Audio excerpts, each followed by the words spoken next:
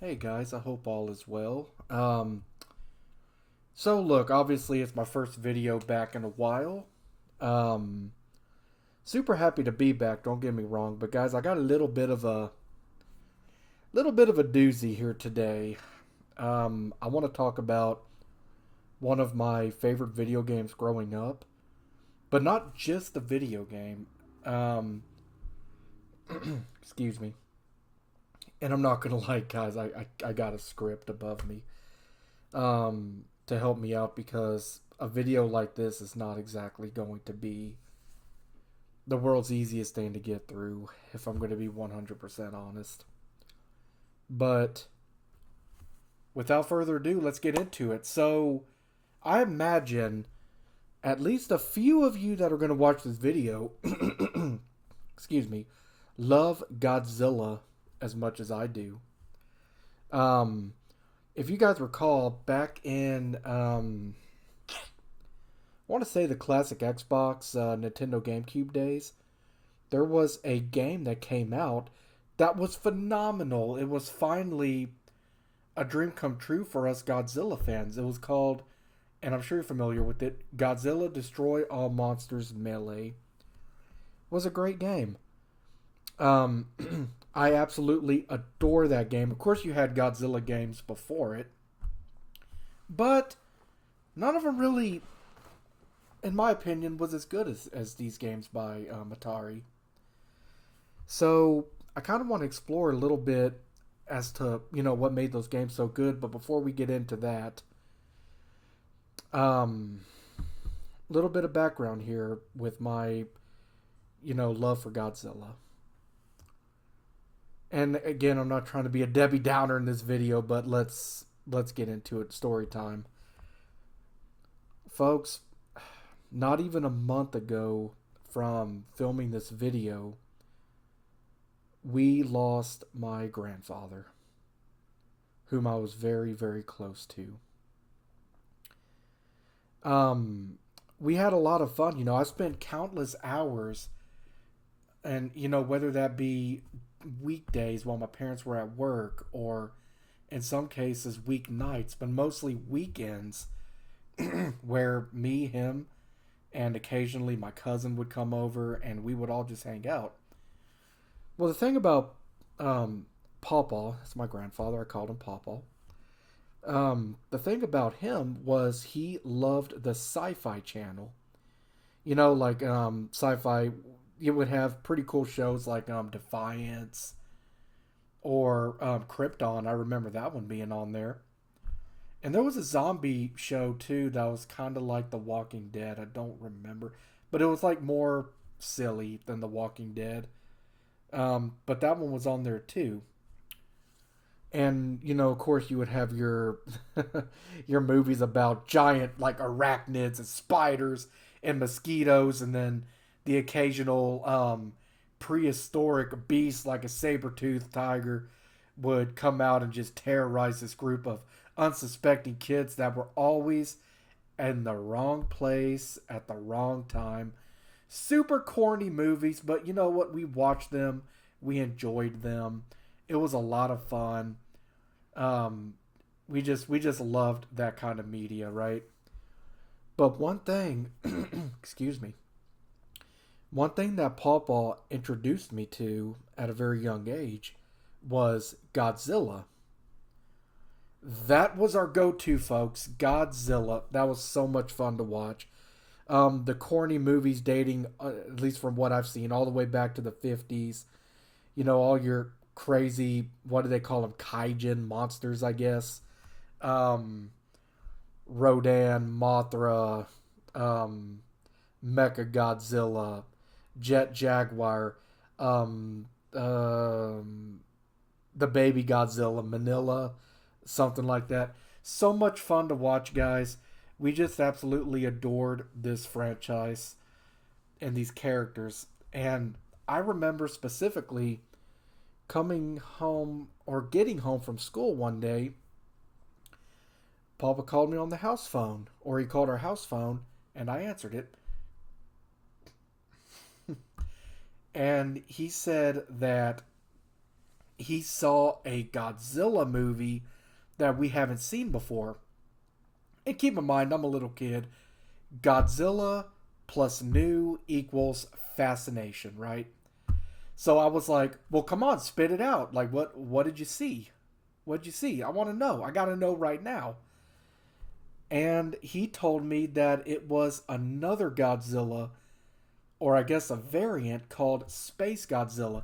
And guys, if you can imagine, my mind is blown at this point because we all know that Godzilla comes out of the ocean every now and then to raise hell and wreak havoc and whatever else he does. Mostly tries to save the world, but you know it doesn't always go that way. When you're a big lizard, you just tend to step on shit and break it and all that good stuff, right? But guys, this blew my mind.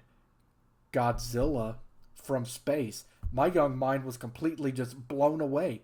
I was beyond excited and a little bit angry at the same time because I had been in school all day learning about a bunch of boring stuff I didn't care about, and Papa got to stay home and watch Space Godzilla. So to the young kid, that's just an absolute just big fat deep fried L just handed to me. I was so upset. So I asked him to give me, some details about Space Godzilla, what his powers were. And of course, him being a significantly older man, he was born in 1939 and I'm born in 1997. So we got a little bit of an age gap there. But he tried his best to explain it. And I'm not going to say he did the worst job, but he didn't do the greatest job either. Fun fact, I would watch this movie many, many years later. But anyway, guys, the whole point of the story here is that was one thing that we bonded over. We loved Godzilla and always did. And matter of fact, going into the next part of this video, that would be the first and last video game that my papa would ever buy me. And that was Godzilla Destroy All Monsters Melee on the Nintendo GameCube. Wow. That, my friends, was a great game and it meant a lot, especially now that he's gone. That game means more than ever, or means more to me than it ever has. It's a game I periodically go back and play. Unfortunately, that game has been sold in a garage sale. I no longer have it. I would eventually rebuy it for the classic Xbox at some point during my video game collecting years, which are still ongoing, by the way. I'm not going to pretend like I stopped buying games. That's not true. But, yeah, that game is very special to me. And I'm just going to give you guys my thoughts on it. So, without further ado, let's get into it. What made this game so much fun was that it felt like we could take the action that we saw on screen and actually control the monsters. Guys, that feeling for a small child was unbeatable. I mean, just imagine. You're a fan of the movies, but now you could control one of the monsters of your choosing and finally put them up against each other that you would have never seen in the movies. And when you would win these fights, let me tell you folks, what a dopamine rush. I feel like the gameplay itself was a lot faster than the movies. If we are looking for accuracy, I feel like the PlayStation 4 Godzilla game takes the gold on that one. But it's not near as fun, so we just won't talk about that one anymore. Or will we? But seriously, guys, this game was so much fun, and it had a fun arcade mode with a little bit of a story. I'm not going to say that the story was the most incredible thing in the world, but guys, come on, let's be honest here. It's a Godzilla game. Are we really expecting some insane, crazy, big silver screen cinematic story? I'll be honest, I wouldn't think so. But we'll get into it anyway. The story is set in the near future where humanity has finally managed to control Earth's giant monsters using some kind of technology. Godzilla and all the other monsters are basically being supervised by the people of Earth while living on an island called Monster Island. Well, as you probably guessed, that peace would be short lived because why wouldn't it be? We're in a video game. You can't have a peaceful video game unless you're playing Life Sim, but obviously Godzilla is not Life Sim. But yeah, that peace is short lived because an alien race called the Vortak would invade Earth. The Vortak would end up using mind control technology to take control of the monsters and unleash them on major cities around the world, causing widespread death and destruction, while humanity tries its best to defend itself. For the record, guys, using mind control on a monster, I don't think that's going to be too hard to do, because I'd like to believe that Godzilla and all the other monsters are pretty stupid, but that's besides the point. But humanity is going to try to defend itself. Well, wait, whatever will they do? Who will save them? Well, that's the fun part. Eventually, the alien control weakens and one monster breaks free. That monster is none other than the one you choose. Remember, folks, this is a game with many different monsters to choose from, so Godzilla can't have all of the spotlight, right? Well, anyhow, that monster becomes Earth's champion. As you progress through story mode, you travel across different cities, defeating other mind-controlled monsters one by one and disrupting the Vortak invasion. The story comes to a head in a battle against the Vortak's ultimate bioengineered weapon, Orga. Orga is a pain to fight, for the record. Anyway, after you defeat Orga, the alien invasion ends and the remaining monsters are freed from mind control and peace is restored.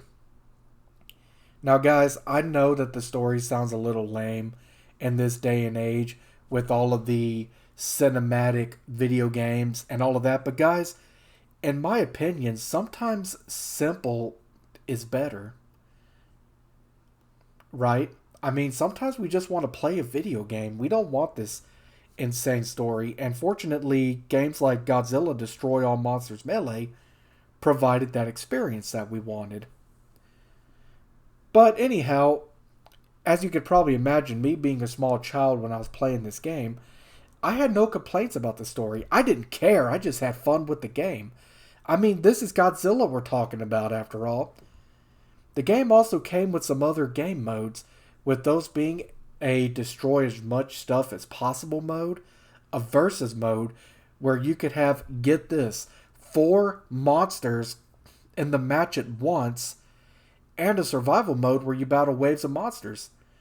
And as a bonus, you get a mode where you can unlock and view art from the game. I feel that for a game that just revolved around big monsters throwing hands, it offered a pretty good variety of gameplay options. This game was a lot of fun back in the day, and it's still fun today, and I'm super, super happy about that, because I'm actually going to go play it again, and again, and again. But guys, check this out. Speaking of playing this game again, I'm so glad I brought that up.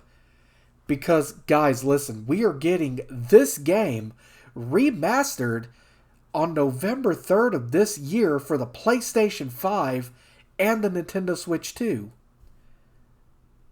Well, of course, naturally I would pre-order it for the Switch 2, right? Because, like I said, I originally had this game on the Nintendo GameCube, so it's only fitting to keep it consistent. But yeah, that's the thing, guys. I can't wait for the remake of this game to come out, and I am going to be in the store day one, or if I have to buy it online, I'm not entirely sure how that works. I know that I pre-ordered it, so I guess I'll just get it mailed to me. No fun, I know, but hey, what can you do, right? But anyhow, that is my thoughts on the game itself. Guys, listen, I understand that this game probably shows its age, And even the remake, let's just hope it's polished, right? But guys, listen, a little bit more about the remake. Um, Playing it's going to be bittersweet for me because it's a re-release of a very special game that a very special person in my life bought for me. And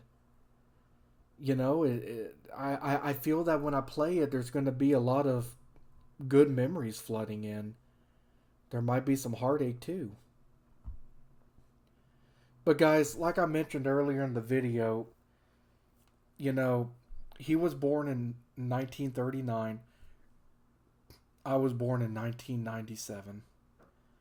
But Godzilla tr- just transcends generations, right? Like Godzilla is one of those um, super fun franchise that you don't really have to be from a certain generation to enjoy. And in my personal case, Godzilla bridged the gap between someone born that long ago and me being born in 97 in the more modern day age. Um, and Godzilla is something that me and my wife enjoy together now because I showed it to her and she watched a few of the movies with me. She's watched me play the games. And if I had a second classic Xbox controller, she could play the local multiplayer of Godzilla Destroy All Monsters Melee or Godzilla Save the Earth, which is a sequel to that game. But guys, like I said, this video kind of hits home, but I feel like it needed to be made. Like me and my papa, that was something that we enjoyed together. We have a lot of good memories of. And speaking of the memories, the man may be gone, but the memories and the good times stick around forever. And to me, that just means the world, right? I mean, is there going to be a level of sadness every time I watch one of these Godzilla movies? Especially if it's one that we watch together? Of course there is, right? But there's also going to be a lot of joy and a lot of smiles. And one day, I can see me and Natalie's children, mine and Natalie's children enjoying these movies also. And these games. And maybe the cartoon, the animated series. And all of that stuff. And I feel like making this video is, in a way, giving my papa a send off. Like I want the whole world to know that he wasn't just a grandfather, but he was an awesome grandfather. He was cool. He was, dare I say, hip, right? He was cool. And this video just had to be made as, in a way, my final goodbye. And a final thank you to the man who would show me one of the coolest things ever, being Godzilla. And every time I play a Godzilla game or I watch a movie and just remember the good times, that love is always going to follow me. Always.